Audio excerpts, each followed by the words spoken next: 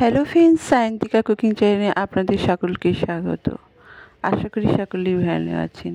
তো আমি আপনাদের কাছে লুচি বলো বা রুটি বলো, যে আলুর দম সকলে খেতে খুব পছন্দ করে, আলুর দম বা আলু কষা, সেইটাই আপনাদের কাছে অতি অল্প সময়ের মধ্যে কিভাবে সহজেই হয়ে যায় সেইটাই আপনাদের কাছে শেয়ার করব।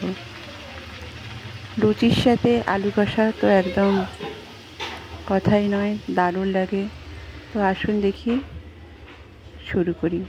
তো আমি কড়াইটা বসিয়ে দিয়েছিলাম, অলরেডি পেঁয়াজটা ভাজতে দিয়ে দিয়েছিলাম। তো অল্প আদা, একটু রসুন, আর এখানে একটু লঙ্কা কুচি, পেঁয়াজের মধ্যে দিয়ে টমেটোগুলো দিয়ে তার মধ্যে নুন, লঙ্কা, হলুদ দিয়ে ভালো করে কষিয়ে নেব।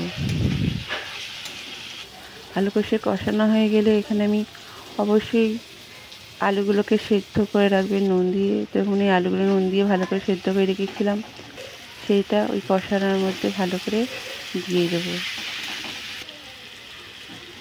দিয়ে ভালো করে নেড়ে নেবো এবং ওপর থেকে কস্তুরি মেথি ছড়িয়ে দিয়ে আবারও ভালো করে নাড়াচাড়া করে নামিয়ে নিবি। আমার আলু কষাটা রেডি। তো দেখতেই পাচ্ছেন, একদম কী বলবো, 1 মিনিটের মধ্যেই আমার আলু কষাটা রেডি হয়ে গেল এবং সার্ভ করার পালা। Thank you.